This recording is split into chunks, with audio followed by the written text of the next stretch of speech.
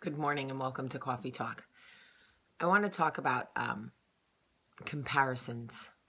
I've been struggling with this lately. I've done a few coffee talks on different aspects of comparisons, but whenever I feel out of balance, whenever I feel, this is going to be some serious, deep honesty right now.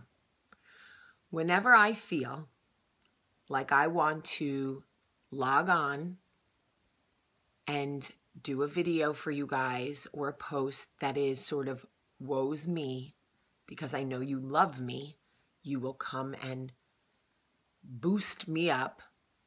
I check in with myself. I don't do it. And I go, okay, what are you feeling right now?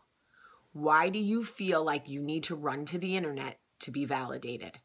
And I know that you guys genuinely love me. It's not some like pedestal, weird celebrity thing. It's like it's Jamie and it's you. It's us, friends, me and you. But still, I check in with myself and I go, what is off balance? 9 times out of 10, I am stuck in a cycle of comparison. And so I want to talk about shifting our thoughts, small changes, because comparison is hard. We've already discussed numerous times that comparison is the thief of joy, literally. I want to be able to shift our thinking from small steps. When we say she is prettier than me. Right now, a lot of times we think she's prettier than me, which makes me ugly, right? That's one extreme of comparison. Ideally, we would get to she's beautiful. Done. Right?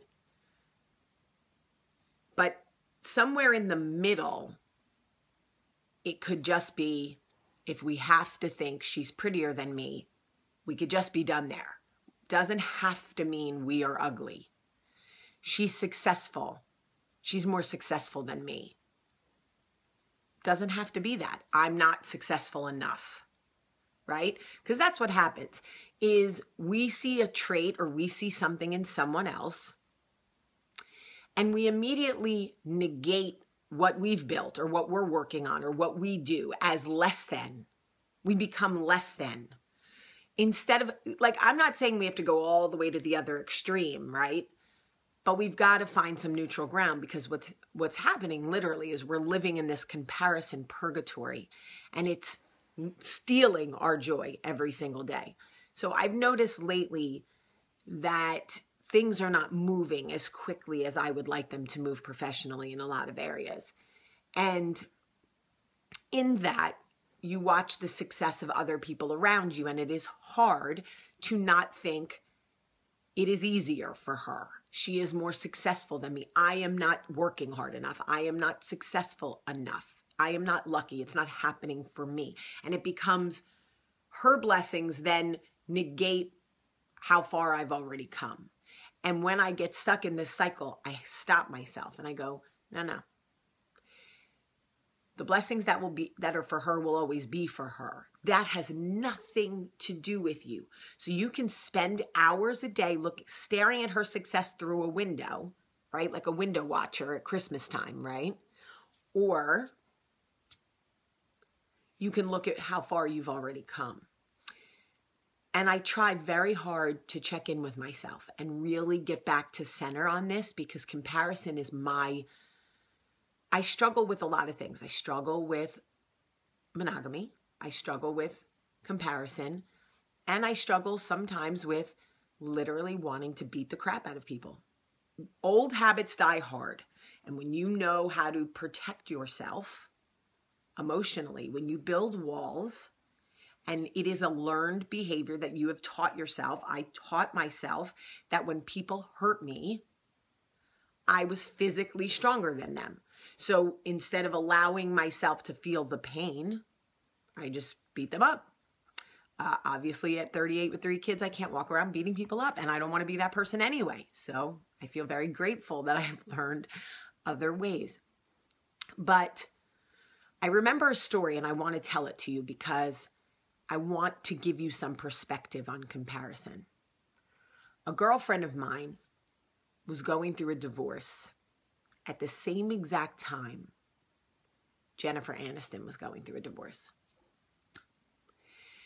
And she and I went to like a place, like a Blackberry Farm or something like that. It was like this place. Anyway, and we were sitting outside drinking a glass of wine, and she was like, it's got to be so much easier for someone like Jennifer Aniston. She's so beautiful. She doesn't, she's fit and has all this money and this amazing career and blah, blah, blah, blah, blah. And part of me was like, it probably is a little easier for her. Who knows? I don't know. Her situation kind of looks like it sucks. But I would imagine having an awesome rockin' body and millions of dollars makes anything a little easier, because when you don't have a rockin' body and millions of dollars, you assume it makes things easier. Fast forward a couple of months. Now we're a couple of months out, okay? Now I've never been divorced. I know it takes years to get over. But we were maybe like 4 or 5 months out of all the sort of craziness, right? And I'm in Birmingham, and I see Courtney and David and Jennifer. And I talk to Courtney. I say hello. And towards the end of dinner, I see Jennifer like literally start hysterical crying. And I see David gather up her stuff and take her outside the restaurant. And I watch through the window as they wait for the car. Jennifer sobs into his chest. She's like sobbing. And I remember at that moment realizing that a rockin' body and millions of dollars means nothing when your heart is broken. That the people that we idolize, the people we want to be more like, the people whose lives we wish we had, whether secretly or not secretly, the lives that we covet in the public eye, on social media, whatever it is, they hurt, they cry, they feel insecure, they get left for other women, they get cheated on, they get lied to, rockin' body, millions of dollars, none of that matters, none of it. And it was at that moment that I really took away that, there's that saying, if you throw all your problems into a pile and look at everybody else's, you'll take yours back. And so when I get off balance and I start to feel less than, which happens like 10 times a month, I realize that it's because I am leaning more towards the left. I am looking at my life going, she's skinnier than me, so I must be fat. Instead of just, she's skinnier than me. Because it's true. This person is thinner than me, or this person is prettier, this person has more hair, this person is younger, this person has better boobs, a better booty, her kids listen better, whatever. It can be what it is without negating what I have.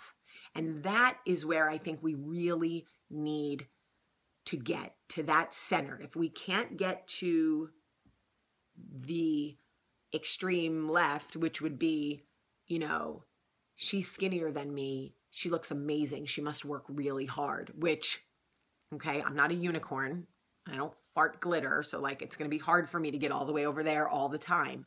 I do try to get to center, which is at least stating what I feel about a situation, like she has a fantastic career, and stopping there and not allowing my mind to go, mine sucks. It's better than mine. Because that is when I get off balance. And that is when I start to feel bad about myself. And then my true self gets overtaken by my false sense of self, my ego. And I start fishing for compliments and love outside of my world. And I don't want to be that person. I was that person, and it is exhausting. Why do I share this all with you every day? Because my hope is that it gives you something to think about throughout your day, that you check yourself and go, I want to be centered. I don't want to compare my life or my body or my family or my marriage, my crazy mother, whatever it is, with anybody else. I just want to acknowledge how I feel and move on. Get to center. I want that for you. Share this with anyone who may need it. I love you so much today. Hump day, hump day, hump day, hump day. Have a great day.